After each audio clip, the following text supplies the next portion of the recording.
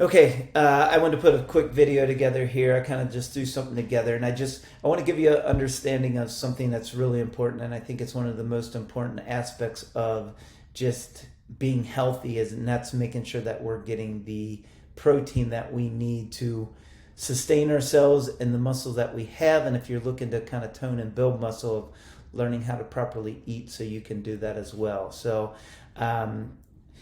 protein. There we go. I pulled this from the Merriam-Webster's dictionary, but it's any of all various naturally occurring extremely complex. You know what? I'm not even going to read this because it's like, unless you're a chemist, biochemist, like we're not going to understand this anyway. And it's kind of what the point. The thing is like, just understand it's the main building blocks of the body. So, protein is the thing that will help us to build muscle, maintain. And one of the important things of understanding with muscle is like as we age, it's like after the age of 26, we start losing muscle. So as we age, it's part of the process. But the thing is, like, you can still build muscles. I'm putting this video together. I have one of my 70-year-old clients that I'm working with, and she actually worked with me for 8 weeks. She's lost 14 pounds. And I mean, you can see the tone and everything in her body and the strength that we've built. So she has been eating well, making sure she's getting enough protein. And it's one of the things I stress with everybody that I work with. But she looks great in the process here. You see that there's an older woman here with a great solid amount of muscle. And I guarantee you, for her looking like this, she is eating well and making sure she's nutritionally getting what she needs, in particular getting protein, because you're not going to build muscle if you're not adequately getting what your body needs in that regard. And you can see the male over here. I mean, this is a pretty well put together guy here, but it's like at the same point when building muscle, like you have to make sure you are getting the protein. So it is the main building block. I'm not going to go in too much great detail. I just the reason I'm doing this video is I want you to understand the importance and just kind of understand the scope with the big picture here, just so you can kind of build off of this to develop your lifestyle and make sure you are getting enough protein. But we got plant-based proteins. I did find this resource online, so it's like I got the resource down here in the right-hand corner. So if you want to kind of look it up here, but I just pulled this picture from there. You got plant-based protein where you do get protein from plant-based sources. Now, one of the things to be aware of if you are going vegetarian, more vegan, whatever that is, like there's essential amino acids and you get them all from animal products. So you do get them all from animal products. If you are doing plant-based, you got to make sure you're combining the right type of food. So you are getting, they're called essential aminos. And you'll have to do the research. I'm not an expert at helping people do that, but you do need to make sure you do your homework there, so you are getting all the essential aminos, and this just ensures like overall health, and you're getting adequate protein to build muscle, to tone up, to be healthier. Muscles an important part of being healthy. So it's not just being ripped like this guy that I got over here on the right. It's about just being healthy so we can have the strength, because muscles strength, muscles energy, muscles vitality. So and as a benefit, it's like you end up looking good and feeling good as well. So it's like there's lots of reasons why we do want muscle. So I just kind of want to go over, I'm not going to go over all these foods, but one of the things like chickpeas, oats, brown rice, quinoa, lentils, like you do get some protein. You see like 7 grams with chickpeas. I don't eat chickpeas that often, but I'm going to bet, like, just based on all the beans that I do eat, you get a lot of carbohydrates. There's nothing wrong with carbs. They're an essential part of actually being healthy. You can actually live without carbs, but it's not what I teach with people. But carbohydrates are an important part of being healthy, in my opinion. They're the main energy source for the body. But the two can actually work together as far as getting your body to be able to build muscle, the way the carb can actually translate to protein through the recovery process, like after your exercise. Again, I'm kind of getting off track here, but the important thing to know is like you do get some of the protein, but just understand too, because if your goal is to lose weight and you're doing way too many carbohydrates and you're not aware and you're just trying to hit protein goals and not aware of your total calories, like that can be thrown off. There's nothing wrong with the carbohydrates, and I'd recommend actually getting from the sources that I have listed here. Cashews. This is a little misleading in my opinion because I do eat nuts. I do eat cashews often. 18 grams of protein, you're going to get, I'd have to go in and do the calculation in MyFitnessPal, but you're going to get a ton of fat. Fat actually has more calories in it than protein or carbohydrates. And this, again, like, if you want to figure all these things out, you've got to understand, you got to learn how to start tracking first, and then you got to start understanding macronutrients. So I don't want to get too technical here, but just understanding, like, you've got to understand the calories you're intaking, which is going to be important as far as if you are trying to build muscle. Also, if you're trying to lose weight, and just understanding, like, the nuts that's a big mistake of why I see people not losing weight when they're trying to understand, like, yeah, I'm getting protein, but yeah, you're getting an excessive amount of fat because you're munching on nuts all day, and that's why you're not losing weight. So, and you can consume too many nuts where you're over nourishing yourself. They're no longer healthy after that point. Avocados, you can see, get a little bbit of protein there. Avocados, and again, it's like, these are healthier fats. Nuts and those type of things are healthier fats. Peanut butter, almonds. But just understanding, like, you got to understand big picture. Like, the main things, like, understand calories you're intaking and understand protein.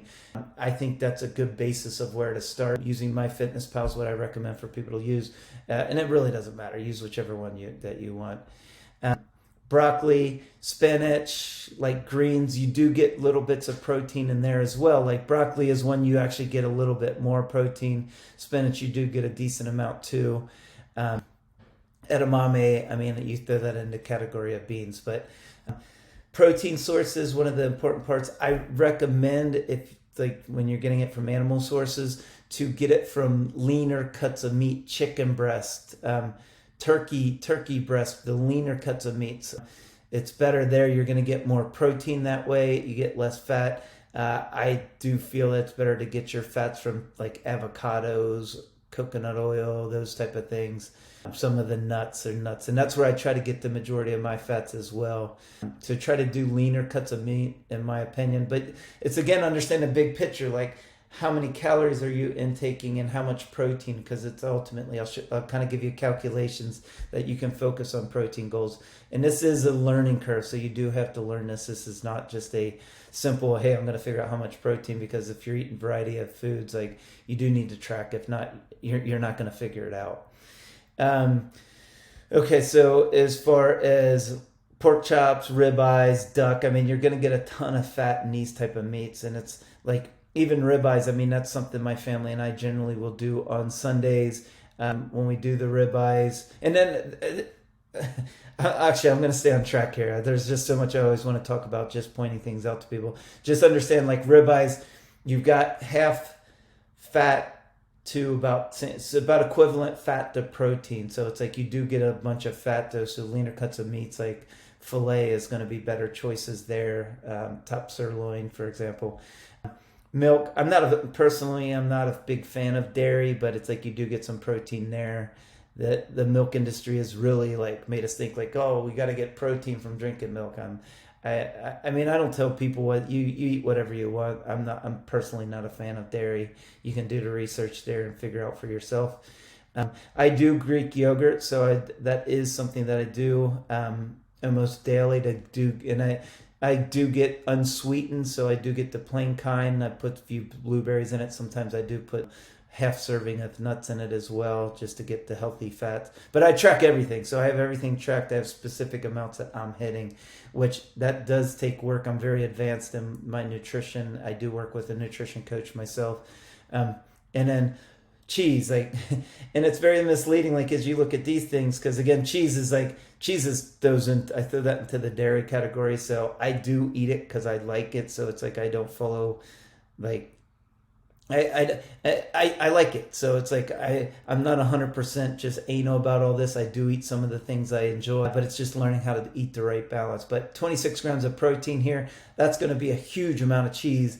And most likely you're going to get a lot of fat with that, because most cheese does have fat. and I say be wary too, like, when you start getting, like, low fat cheeses, that should have red flags. You can do the research to kind of figure those type of things out as well, but those would kind of be red flags. But anyway, that's just kind of an overview of just understanding. So let me kind of give you, I got calculations here. So Recommended amount, so you can kind of figure these things out. For men, you're looking at about 1 to 1.2% would be the recommended amount. Women's about 0.8 to 1%. Now, as far as if you are trying to focus on losing weight, it's important to make sure you're getting adequate protein, because you are eating less calories than what your body needs, because you got to have a calorie deficit to lose weight. That's super important to make sure you are getting the protein you need so you don't lose muscle. I can tell you, working with my coach, we did a cut. I lost 24 pounds in a period that we worked whatever weeks. But I was not, I was getting stronger because I was lifting weights, which I'm usually a more cardio athlete, more running, cycling, triathlon type things. But working with him, I decided it's time to start strengthening my body, building muscle, because I'm getting older. Same reason that most people are coming to me. I wanted to build some strength and muscle for vitality, so I can make sure I can do the things I want to do with my kids and be healthy and eventually get the grandkids, that sort of thing. And I can tell you, I was not building muscle. I feel like I built a little and then lose because I'm in a cut. But it was important. I was hitting my protein goals. I did get stronger, so I did get some gains there as far as building muscle. Right now, I'm actually in a surplus, so now I'm putting on muscle. And again, like, this is not the scope of what I'm talking about here, but just understand, like, when you're in a cut, it's important to make sure you are getting your protein. And then when you're really focusing on building muscle, that's where you can be more around what your body needs calorie-wise. But you still got to get your protein, because protein is the main building blocks for helping you build the muscle. So it's very important. Now, example, just as far as figuring this out, women, say 150-pound woman, so you just take your body weight and then you're going to do times 0.8 or 1%. 150-pound woman, you're looking at about 120 to 150 grams of protein per day. I have seen with a lot of the people that I work with, people eat very little protein. A lot of times, like, we're eating lots of fats and lots of carbohydrates and not getting enough protein. So it's an important thing to learn how to get. So of learning to adequately nourish your body with the protein it needs so you can build muscle and get the changes and build the muscle and tone and strength that you're looking for. Men, this would be like a 200-pound man. 200 times 1 to 1.2%. It is 200 grams to 240 grams of protein per day. Now, with that being said, you don't want to consume more than that. So it's like, that's where it's like, unless you're working with a health professional who's guiding you with whatever reason that they would be guiding you, like, these are kind of within healthy levels that you should be. You can actually eat less protein in that as well. Like, once you're at full calories of where your body is to sustain itself, and you can sustain muscle that way. But you're starting to see a lot more arguments just based on the science of, especially as we age and get older, of making sure we are getting adequate protein in to slow down to prevent that muscle loss. And this, I'll kind of throw this in. It's like resistance training is the most important part to making sure you do build muscle, and it does slow down that process significantly. Not only giving you more energy and feeling better and building strength, and it builds, like, when you do these type of things, it builds confidence. But strength training with proper protein intake can ensure that you're going to build muscle, that you're going to have more energy, that you're going to feel good, and you're going to get the best results. So there's a lot more that you figure out. I just wanted to give you an understanding of protein, the importance of it, and just how much to kind of figure out how to intake. And a lot of times, like, you got to build up. Like, this can take months to do. Like, if you're only eating 40-50 grams of protein per day and you're 150 pounds and your goal is to work up to 120 pounds, it can be a process to cut. Some people are good. Some people are just very disciplined, like, hey, I'm just going to hit these protein goals, no problem. I'll just do what it takes and I'll do it. Other people, you got to kind of build into it, and it's a process. You got to constantly track. If not, you're never going to get it.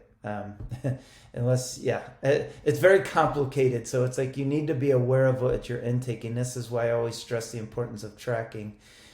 And it's work. Like, if you're looking to create a healthy lifestyle, you're looking to create health, you've got to put in the work so you know what you're doing. If not, you're always guessing.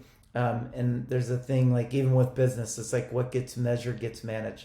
You got to be able to measure it to see the progress that you're making. But overall, I hope you guys find this helpful. If you have any questions about it, let me know. But this is just kind of a little breakdown, the importance of making sure you're getting adequate protein.